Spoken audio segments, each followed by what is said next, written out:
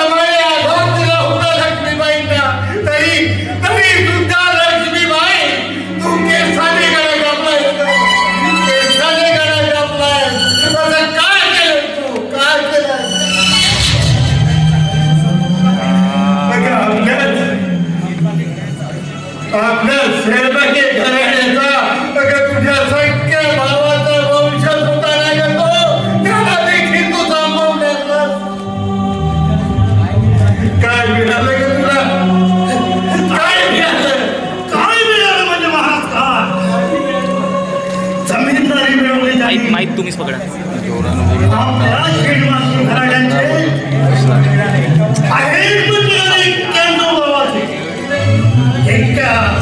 नवगावाची जमीनदार मिळून महाराणी निर्माणा लागले. साहेब तुम्ही फक्त जमीनदारीच्या लालसेनं तुम्हाला सुखाचा आधार असणारा त्या लाखो जनतेच्या डोळ्यातील तारा तुम्ही हिसकावून घेतला.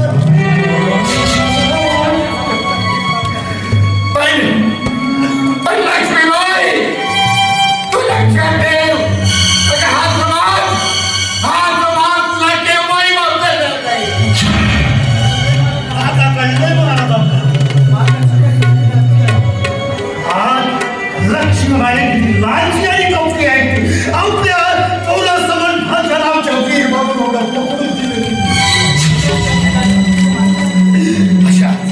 अशा कौकीवृत्तीच्या माणसामुळं या फिरंग्याची हिंमत वाढली आणि ते फिरंगी सौदा खांचा धरून आपली सत्ता गाजून हस्तगत करतात.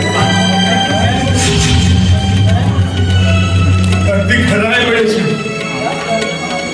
अरे या तलावजीपणामुळे हे फिरंगी आपल्या देशावरती स्वातंत्र्य करून पाहत आहेत. आपला हक्क काढून पाहत आहेत. नाहीतर काय अवकाश होती त्या फिरंग्यांची. महाराज आपल्यालाच फिरून झाले तर दोष कुणाला नाही.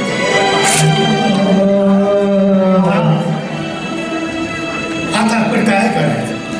काय करायचं म्हणजे अरे बघा घ्यायचा त्या फिरंग्यांना आमच्या हिंदुस्थानातून सर्वोच्च पळवा करून सोडायचं.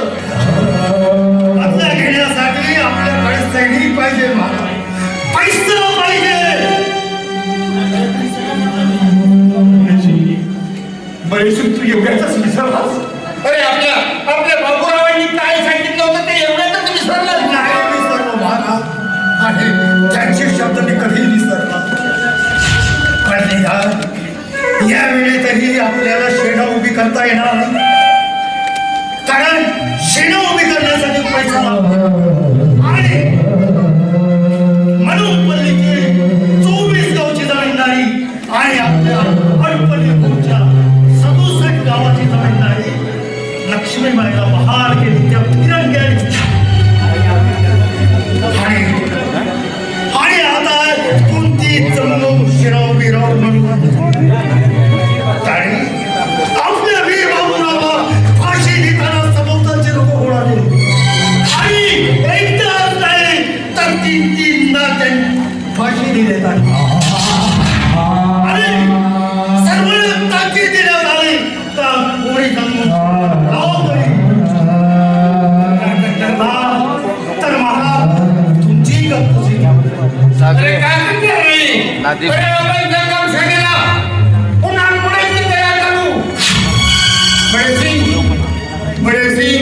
अरे आपल्या वीर बाबूरावांनी आपल्या सैनिकांना दिलेले ते शिक्षणाचे धडे, त्या गोकुळाचे धडे तो इतकेच विसरला नाही. आणि तो हे विसरलाच बरेची नाही. कारण आता फिरंगाशी लढणं आपल्याला जमणार का महाराज? आपली सारी जमून सेना विस्कळीत झाली महाराज, विस्कळून टाकली त्या फिरंग्या.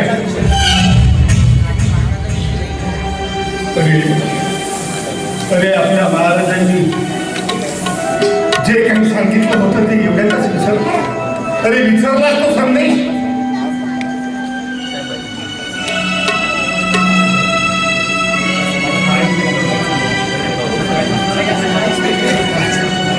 महाराज नाही विसरलो. पुन्हा आपली जमून शेणा उभी करू आणि फिरंग्या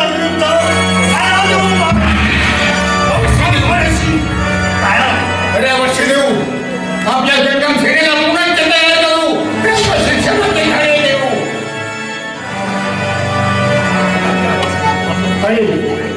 तुला आठवतो तुला आपला वीर बाबूरावांनी सांगितले ना तो संदेश तुला आठवतो? हे वीर जवानांनो, ही काय भारत तलवार अत्याचार करणाऱ्यांच्या पापी देश सोडण्याला चिडून रक्तबंबाळ करण्यासाठी तुम्ही सज्ज व्हा. तुम्ही सज्ज व्हा. तुम्ही सज्ज व्हा करुणासाठी उंच लढाई करण्यासाठी. बसेल तुमच्या डोळ्यात तुम्ही सज्ज व्हा. तुम्ही सज्ज व्हा.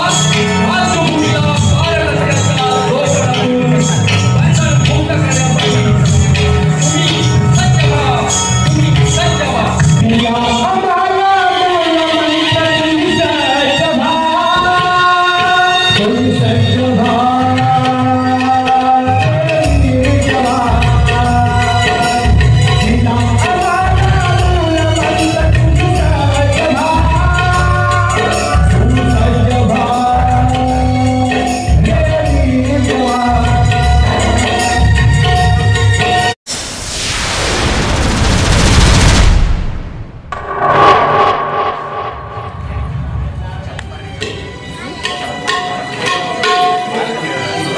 गाड़ी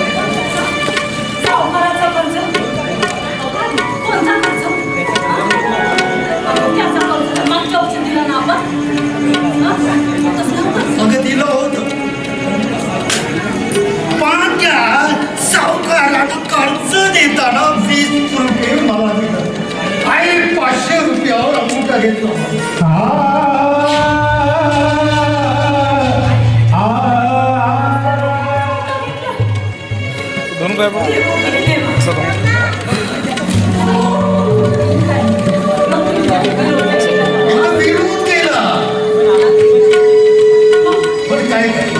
बरोबर घेता येतं तुला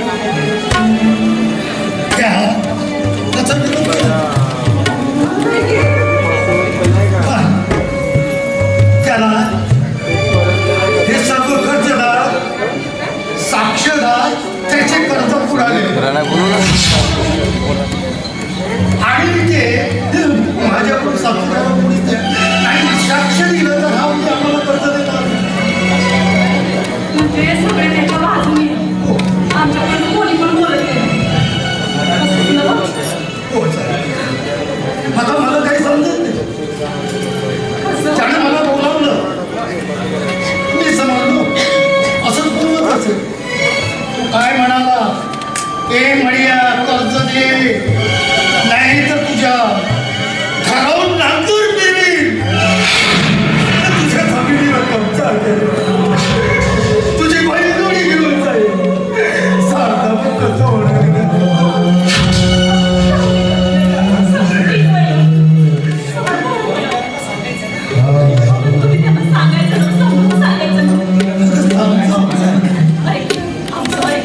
खूप समजवलं पण आपल्या खर्चाचा जो प्रभूत आहे तो त्याच्याकडे आहे ना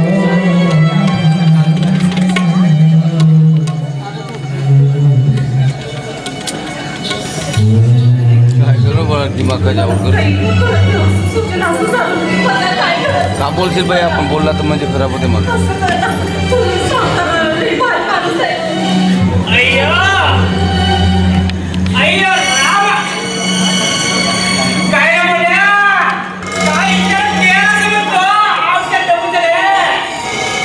अहो तुमच्याकडून मी ढापूच नाही घेतलं कर्जच नाही घेतलं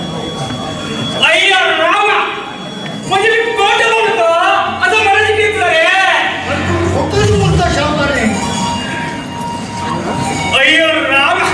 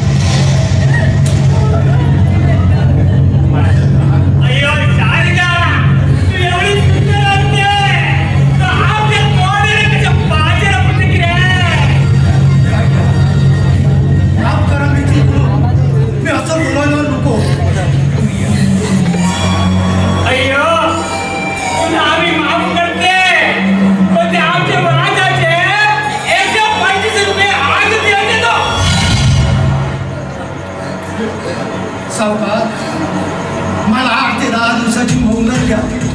मी कुठूनही मागून तुमचे पैसे व्याजात मिळतात. अय्यो साड्या म्हणते तर ठीक असते. आमच्या साड्यावर विश्वास असते की नाही, पण साड्या हे तुझ्या नवऱ्यावर आमचा विश्वास नसते. अय्यो साड्याच्या खूप सुंदर दिसते की नाही. अय्यो साड्या हे नवऱ्या जोपर्यंत आम्हाला पैसा देत नाही ना तोपर्यंत हे तुझी बायको माझ्याकडे गाडी ठेवते की रे. हो सावकारा, अरे घरी बसलो तरी काय झालं? अय्यो साड्या आम्ही तिकडे तेल नव्हती की रे. अय्यो आम्ही एवढा मोठा पैसा तुमच्याकडे ठेवते तर आमच्याकडे काय दिलं? अय्यो पहिले तुमच्या घरात तुझी पहिली डोळे आम्ही गाडी घेतली रे. आता अय्यो व्याजाने पैसे मिळतात. तुझी बायको गाडी ठेवते की रे.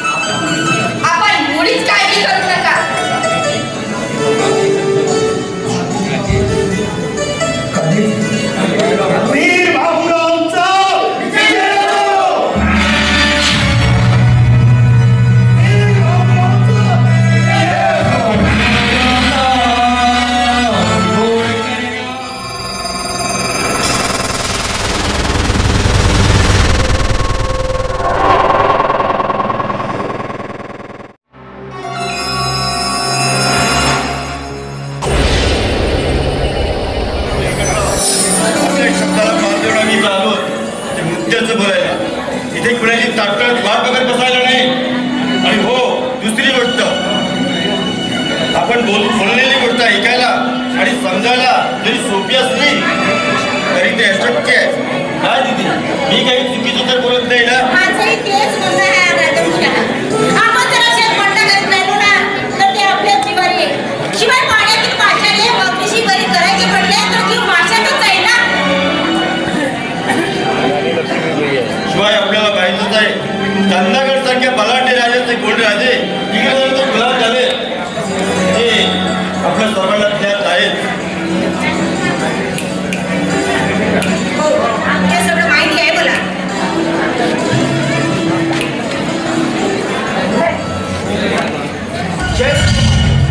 जय शिव. आपल्या सर्वांना बाबूराव सेनापती यांचा जय जोहार. जय जोहार. अगदी बरोबर आहे राजे राजवंशाचे आपले म्हणणे. ते आम्हाला ज्ञात आहे की चांदगड राजाचे कोण राजे आपले जमीनदार व सावकार हे त्या इंग्रजांकडे पराभूत झाले. त्यांना हे इंग्रज काय वागणूक देत आहेत याची सुद्धा आम्हाला कल्पना आहे. आज असं काय ते फक्त नावापुरतेच राजे राहिलेत आणि त्यांनाही इंग्रज काय वागणूक देत आहेत हे सुद्धा आपल्याला माहित आहे.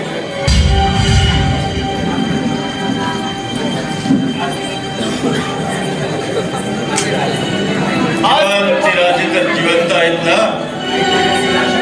नाहीतर या सर्व शक्तिमान इंग्रजांना ज्याने बंड केलंय ते एक तर आयुष्यातून उठले, नाहीतर इंग्रजांच्या काळकोठडीत गळत आले. वा राजवंशाची वा. मग असेच म्हणा की त्या जिवंत आकांक्षा बाई त्या इंग्रजाची गुलामी पत्करून कुत्र्याचे जीवन जगायचे तुझी इच्छित मुलं सगळं खेचून घालीन. जेवढे तुझे भाई आहे ना त्यापेक्षाही जास्त वेळ माझ्या जमीनदारीला झाले. या तोंड सांभाळून बोलायचं. जरा शांत व्हा. बाबूराव, तू देखील शांत हो. अरे हे काय बघेल तर तुम्ही कसे भांडण करू लागला तर समोरचं भांडण आपल्याला बघणं कसं होतं? अगदी बरोबर आहे आजपर्यंत मोठमोठे राजे जमीनदार जहांगीरदार त्या इंग्रजांपुढे पराभूत झाले. काका, याला एकमेव कारण म्हणजे त्यांच्यात आपापसात मतभेद निर्माण झाले. काका, त्यांच्यात एका मिनिटात क्षण रचले गेले. पण काका, हे सगळे जण एक होऊन एक दिलाने त्या इंग्रजांपुढे लढा दिला असताना तर माझ्या या मातृभूमीतून त्या इंग्रजांना एक दिवसही लागला नसता. कोण करेगा?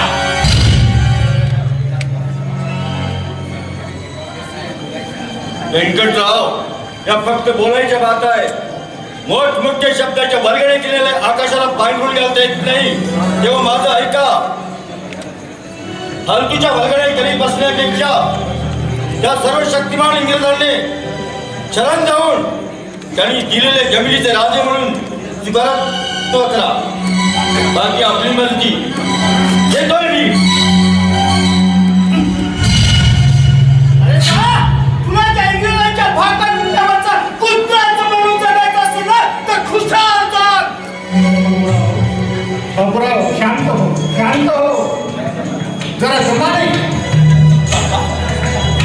कथा कसं शांत होती सांगा सांगा कथा कसं शांत होती. आज या हरामखोर इंग्रजांनी परिसीमत अन्याय आणि अत्याचाराची परिसीमाच काढली आहे. त्या इंग्रजांची आपल्या आई बहिणीवर वाईट नजर आहे. इथे कोण गरीब जनतेचे जीवन अगदी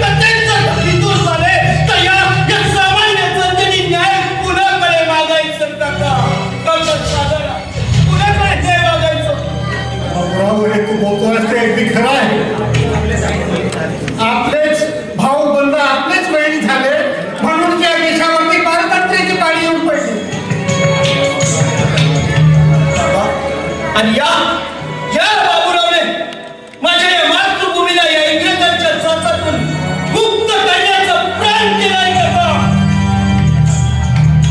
आणि तुझ्या साथीला हा तुझा काका अरे सदैव तयार आहे. अरे प्राण गेला तरी बेहतर, पण हा तुझा काका सदैव तुझ्या पाठीशी उभा राहील.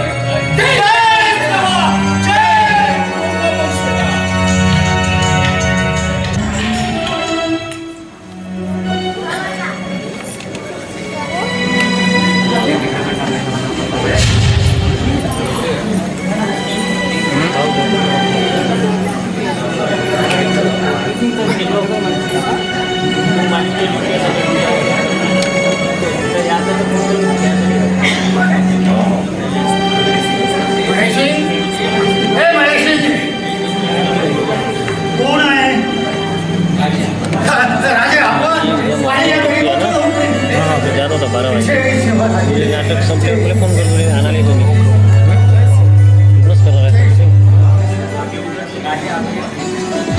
पण या राजे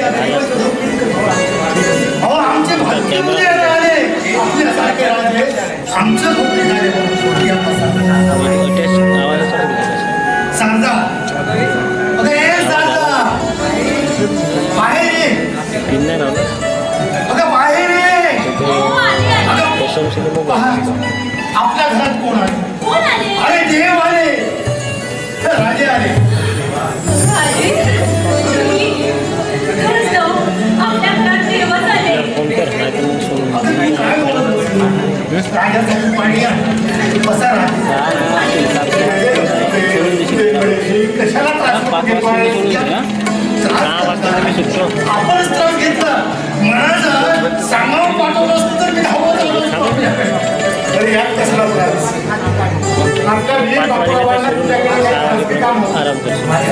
आणि शिवाय मला दर्शन घ्यायचे होते. वाटेत तुझं घर होतं पण चला जाता जाता भेट घेऊन गेली.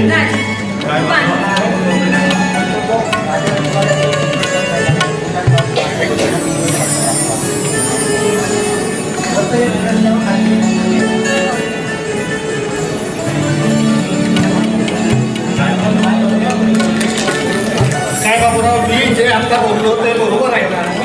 ते बरोबर आहे का?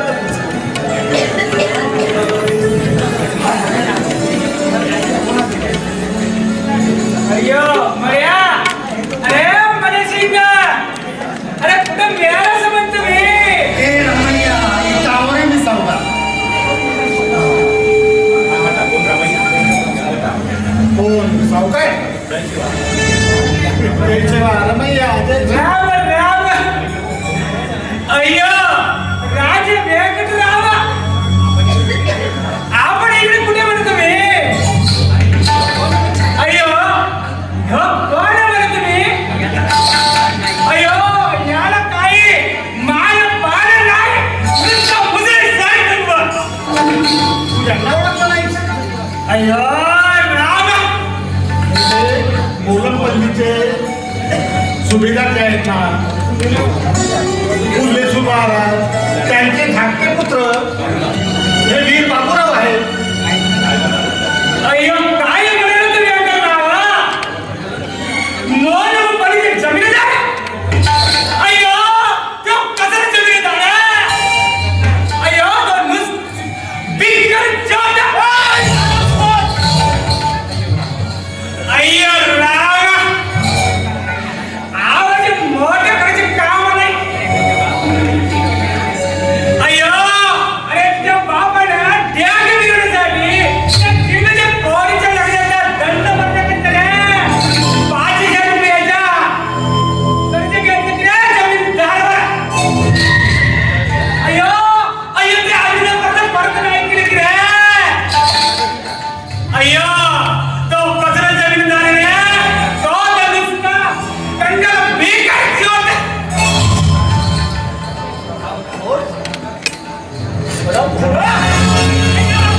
अय्यो अय्यो मेरा नाम अय्यो वाजो केला अय्यो अय्यो अय्यो तुला संस्था नाही टाकू दो